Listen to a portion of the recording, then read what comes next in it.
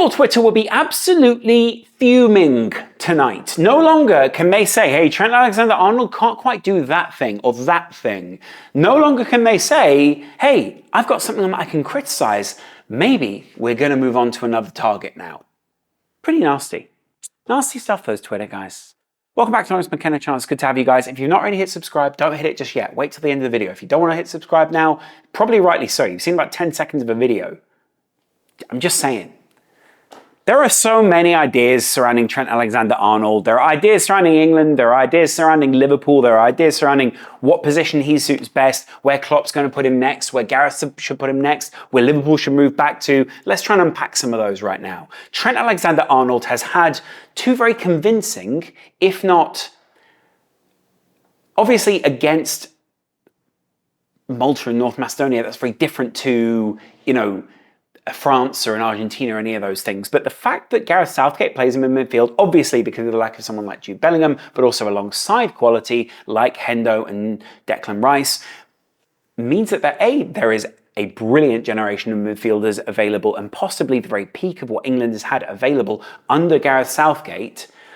But at the same time, obviously they're dominating sides that you should dominate if you're England anyway, according to the rankings and probably according to the style of football. But alongside that, it's partly because we have expanded in recent weeks, months and years our understanding of the 4-3-3, first of all, the way that the ball moves, and also I think managers are now looking a little beyond the original shapes they used to play. The kind of positionism which we've seen and has been so prevalent in Europe is something which is kind of being not juxtaposed, I don't really think eroded. I think it's something that's still so important. Like, so many coaches love positionism because, well, if someone plays in that position and they know where the ball's going to go and they can rotate in a certain way and it's a repeatable pattern, then you've got a repeatable pattern to success. You have something you can go to your managers above you, your owners, all those kind of people and go, hey, we need a new left back or right back because he doesn't suit this formation.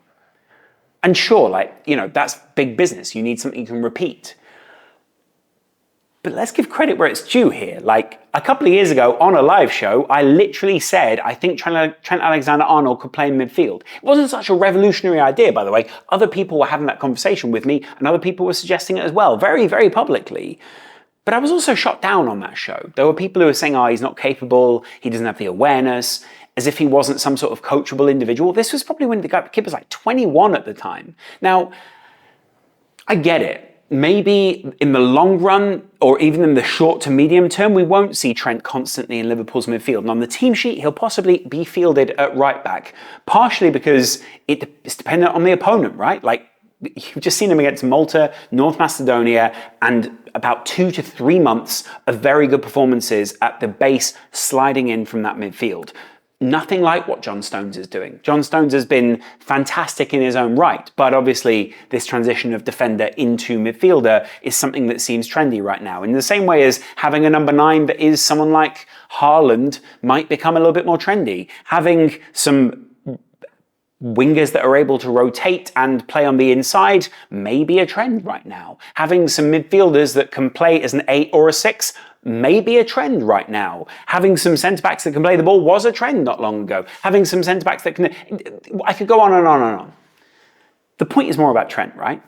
Lay out the idea of Trent Alexander-Arnold and there is so much to love.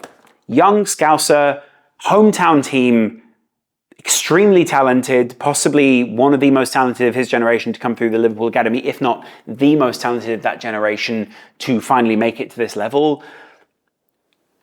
What's not appealing about that? What's not appealing, by the way, about a guy who plays right back so brilliantly that some of the best in the world love it? What's not appealing, by the way, about a right back that plays right back so brilliantly that his team win, right wing back, but sure, his team win the Premier League, the Champions League, and everything else apart from probably the Europa League and the Europa Conference League. By the way, they couldn't win those because they weren't entered into those competitions in those years. Let's see if Liverpool can still win it. Let's not count our chickens just yet, but you get what I'm saying. And then comes along this idea that there is a drop-off. There is this idea that Trent Alexander-Arnold is no longer the player that he used to be because, hey, Liverpool isn't playing as well. Well, guess what? Positionism versus relationism may have something to do with that. In fact, the positionism of Klopp's team had deteriorated to such a degree, or the belief in the positionism of that team, that it made it very hard for people like Trent. Trent was being asked to do a role which is probably one of the more relational within the side, right? Now, microsystems exist within people's systems, so it's not about positionism versus relationism directly, right? Everyone gets asked to do things within a system. That's not, it's relational in some sense out on the field as to where the ball is, but it's not a pure idea of relationism. Klopp loves players that can repeat things, right? Klopp loves when players can also do brilliant bits of improvised skill on the turn.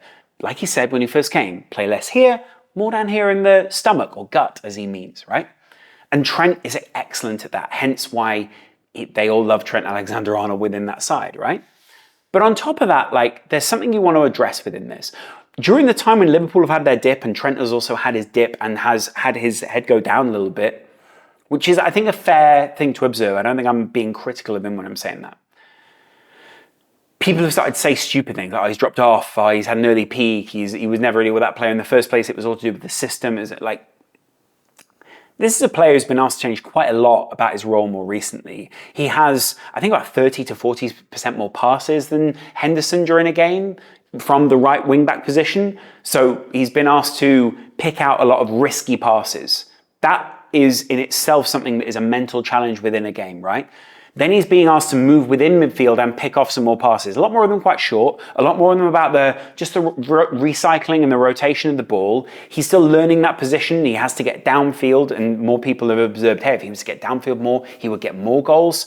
And he also has to get back in a different way, where it's more about covering the position rather than like direct action. We're talking more like he's not like Declan Rice, he's not like Jude Bellingham, but more of casting a shadow in that area and just cutting off passing lanes rather than having a direct one-on-one with other people out there.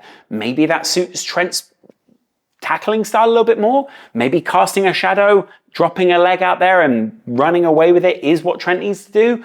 Or maybe it's also just the fact that for years, Liverpool had a great player on that side of the field that was capable of doing that in a midfield system that functions so well, so he never got the opportunity to do that.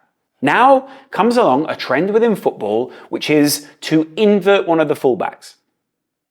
It's not like a new trend, by the way. This has been something that's gone on generations before this, and was suggested years and years and years ago, and was also enacted years and years and years ago, but it was revived from then and brought back to now. Now, it may get overextended at some point. There are going to be people who find a way to exploit it, and maybe we won't always like Trent in midfield, because there are going to be people who work out how to move him around or move the team around based on the shape that Liverpool or England make. But whilst it's prevalent, then take a dynamic, brilliant, technically beautiful footballer and put them in that position. You know, every generation has brilliant players, and one of them, I think, one of the things that make your players generational is the eye test.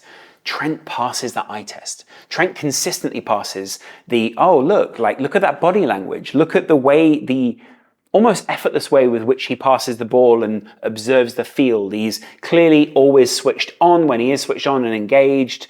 And frankly, he's had a lot of really great assists and moments, not only in midfield, but kind of in that wider area when he rotates around with Kyle Walker and Saka this evening. He was part of enabling Saka. He was part of enabling Kyle Walker. By the way, two of the best in their position in the world. He was playing in front of John Stones, probably the best in the world at what he does right now. At least in terms of, apex moment. Doesn't mean he's always going to be the best, but in this moment, John Stones is incredible at what he does.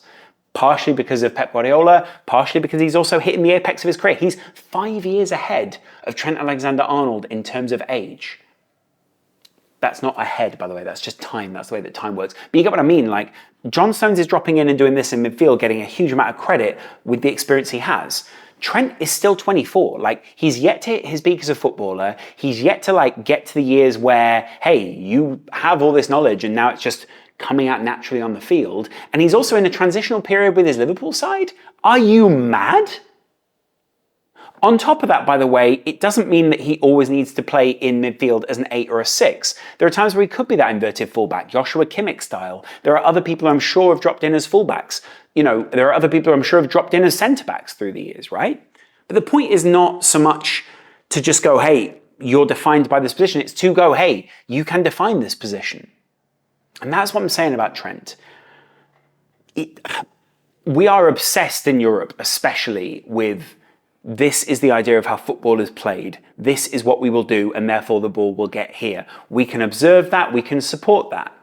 Well, sometimes there's moments where it's like, and by the way, relationism versus positionism, like, it doesn't mean that like there's just no structure if you don't have positionism.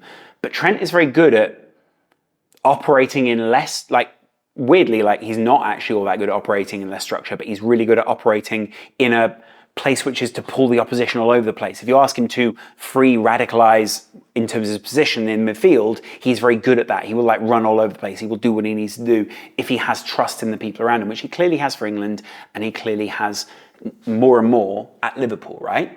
We don't know what Jurgen Klopp's plan is next season. That's what's so exciting about where Liverpool are going right now. The signing of McAllister is actually really exciting because it's like, yeah, that doesn't really, well, as far as fitting into the old system, how do we fit Trent into the midfield with that? Khéphren Thuram, does it fit with Trent going into midfield? Possibly, possibly not.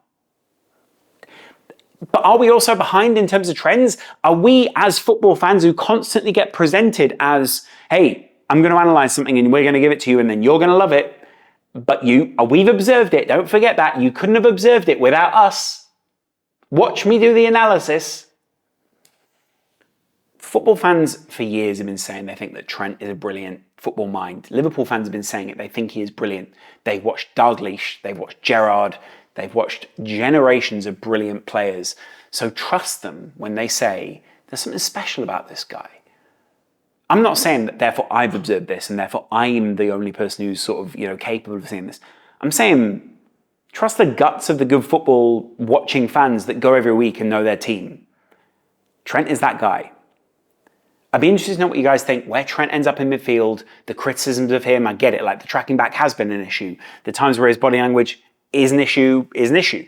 The times where people are concerned about whatever it is that Trent is doing, his route, all these kind of things, whether he did get back in time or didn't get back in time or should get back in time better or more or less, or maybe he shouldn't leave Konate so exposed, or maybe Klopp left Konate exposed and now we're weirdly criticising Trent for it. Like, all these position versus player things, I always find weird, and I'm always like, why do we just blame a guy? Like, sure, talk about Trent. But at the same time, why do we not just go, you know what, like, it's probably a bit of both there, because it doesn't get a headline. And sometimes if you don't get the right pundit on the radio the next day, the whole news cycle just gets thrown out of whack. We might be unlucky enough to just hear Darren Bent talk about it. I've never met Darren Bent. I'm sure he's a lovely guy. Do I want to hear him talk about Trent Alexander-Arnold? No. I don't know who the co-coms was this evening. It was weird. But what I'm saying is, give him a chance. See what he thinks. See what he says. Just see what Trent does. It's not always about fitting in. Sometimes it's about standing out. That's why I love Trent. By the way, also on top of that, emotionally intelligent, physically intelligent, great leader within the team, great personality within the team, someone who clearly has a vision of where he wants to go, where the team need to go, and is also a great custodian for Liverpool. And probably, weirdly, despite getting years of abuse and all these other things, pretty good custodian for England. Not saying he therefore has to be captain or whatever, because I'm sure everyone wants there to be a national anthem singing captain, but he's a leader. He's someone who is clearly pulling a couple of strings, and frankly, I'll go back to the old test here. If other players seem like they love playing with him, he's probably a good player. And other players seem to love playing with him. So let's give it a go. I mean, we are giving it a go, but you get what I'm saying. Like, let's give it a go. Like, sort of lean into this Trent thing a little more than we already have, if that's possible in the Liverpool community. Anyway, really appreciate you guys. There's been some weird videos coming out. I've got loads of weird videos coming out in the coming week. Analysis of players coming into Liverpool, Arsenal, Chelsea. Got a Poch video coming out soon. Got another really quite revealing video because some comments have been made about me over the last week, or at least people believe are related to me. I'm just going to answer people's criticism sometime soon. I'm sick of getting comments on my profile. I'm sick of getting comments which are somehow judging me personally. And frankly, it's sort of getting in the way of me making the videos I want to make because it feels inhibiting. No one's lied, no one's misled. It's everyone just wants controversy, and that's not what I want in my life. So thanks a lot for being supportive, guys. Really appreciate it. And if you haven't been supportive, screw you. The same goes for anyone who hasn't supported Trent. Appreciate you guys. Much love. See you in a little while. Much love. Bye.